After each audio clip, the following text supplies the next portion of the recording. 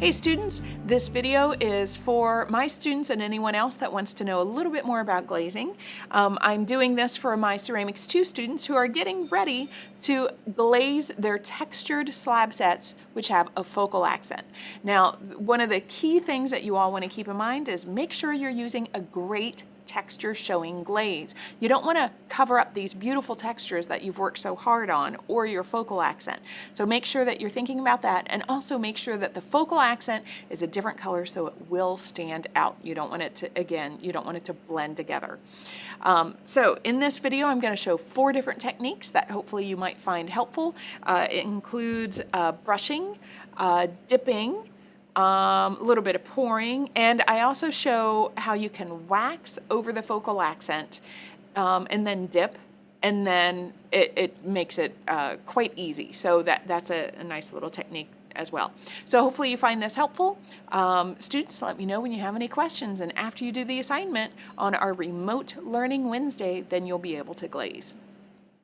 The first thing you want to do with your bisque-fired piece is get off anything sharp. Now up on the counter, I do have some little abrasive stilt stones that you can use. You want to get off anything sharp, maybe if you carved something or if you had your name carved in it, slip trailed, anything that might potentially be a sharp thing after it's glazed fired. You want to just kind of file that down real quick first.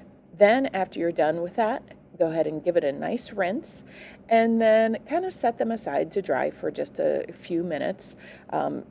You could even do it a day beforehand if you want to. Now, if you have a piece like what I'm doing, you would want to glaze the interior first. So here I ended up by pouring the glaze in and pouring the glaze back out again. So that's a great way to kind of be expeditious and glaze in the insides. Always do the inside first, so if you dribble, you can wipe it off on the outside. Now, the first technique that I'm going to show is how you can just brush everything. Now, whenever you have textures, remember that you want to brush with only 2 coats of glaze. 2 coats is going to still allow you to show the texture nicely. It shouldn't make it too opaque, but again, you have to make sure you're using an appropriate texture showing glaze.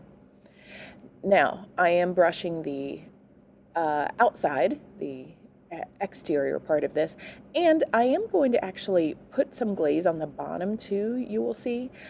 Because it is textured, I am going to be wiping off and leaving it up inside the texture. So it's not going to be that much glaze that it shouldn't cause a problem or anything. But again, I'm doing 2 coats. Okay, so the second technique is by brushing the focal accent, just like I did on the very first one, but the difference is after I have it brushed with the 2 coats, and I am brushing it just a little bit beyond the edge of the feather. Okay, so I made it just a little bit bigger.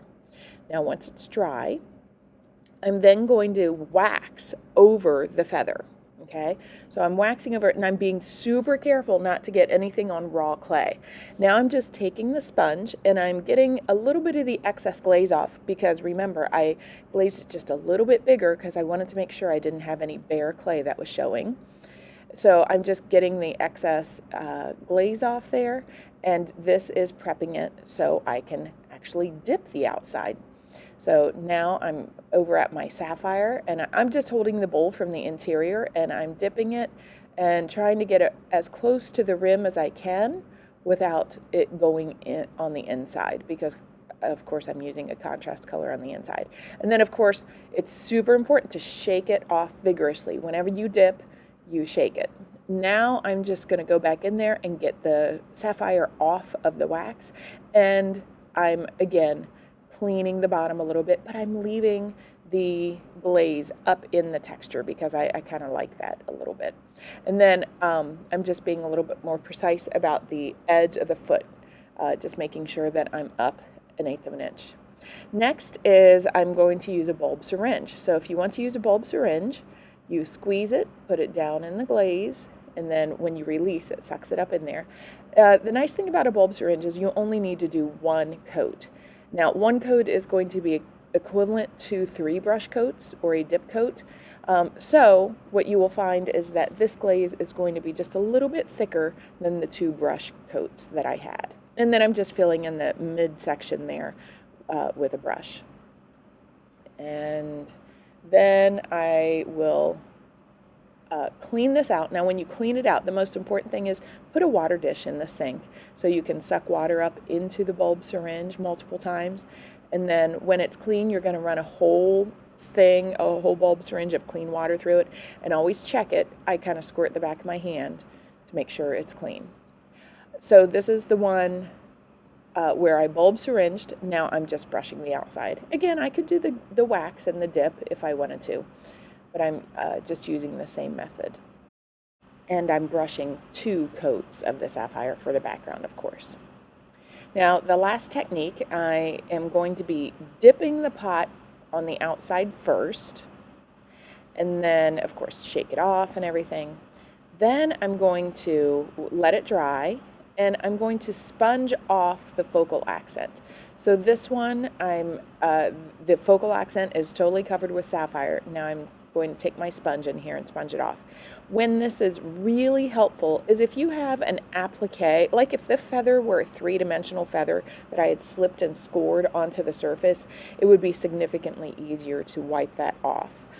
This being embedded, it's not quite so easy. I probably wouldn't necessarily recommend this for the method that I'm doing here, but it is a nice, if you have a flower that's stuck to the outside or slip-trailed dots, you can wipe it off. And then the last thing that I need to do is I need to paint the feather, which I am not showing there. And I'm also touching up the very edge. Like on a couple of those where I dipped it, I might have a little bare spot where the sapphire didn't quite meet the glaze on the rim. Once glazed, we now need to prep the pieces for firing. You always want to wipe up 1/8 of an inch away from the distance of the table. One trick is set a pencil flat on the table, rotate your pot, and as you draw a line around, that will make it 1/8 of an inch up. So make sure that you're wiping up 1/8 of an inch. Students, I will not be wiping your pieces.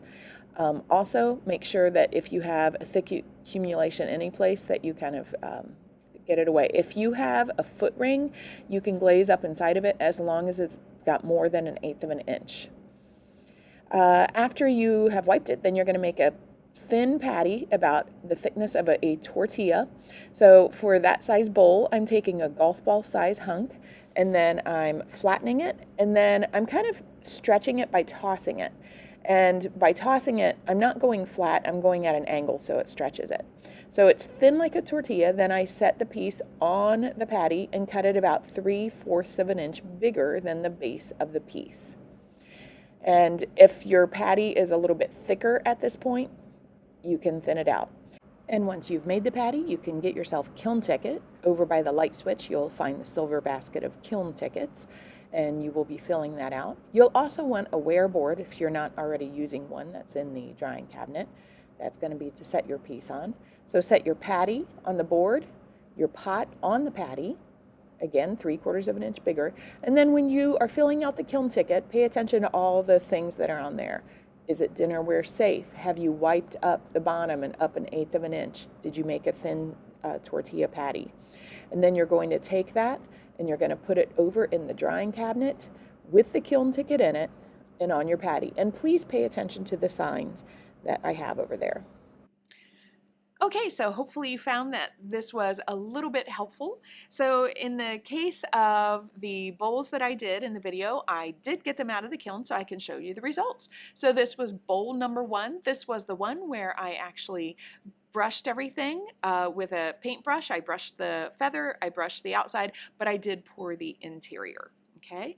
Number 2 was the one where I brushed on the feather, then I waxed over it, and then I very carefully just kind of took off any of the extra glaze that went beyond the edge of the wax. Always make sure that you don't get the wax on bare clay because you will not have glaze on that part if you do. And then I held it from the inside and I dipped it. So I was able to dip the outside, and of course, again, I poured the outside.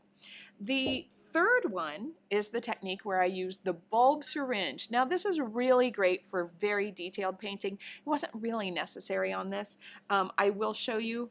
Students, you will have seen my Alabama mug that I have in my classroom. You can see the textured houndstooth area and the state of Alabama itself, and that's supposed to be Tuscaloosa because my daughter is just finishing grad school next week down there. So this was entirely painted with a bulb syringe. Very time consuming, but it's really unique and very textured, and I like the way it looks. And then the last technique is the one where I dipped the outside, then very carefully sponged off the focal accent, and then painted over the focal accent. Except I forgot to paint the focal accent. I don't know if anyone noticed in the video, but I didn't notice until I took it out of the kiln. I'm like, dang nabbit, I forgot to put glaze actually on the feather. So, I mean, it doesn't look terrible or anything, but it doesn't quite match. So I might go ahead and put some light Shino on that and refire it sometime when I have a chance. So hopefully you find this helpful and it spurred some other ideas. If you want to see some other glazing ideas, I have another video that I was just putting up, or by the time you see this, I will have put it up a few days ago. It is 28 different ways that you can glaze a pot. And I'm pretty excited with this video because I show a wide variety of techniques and try to consolidate it down into a shorter video. And this might also give you some inspiration. So good luck and happy glazing, everyone.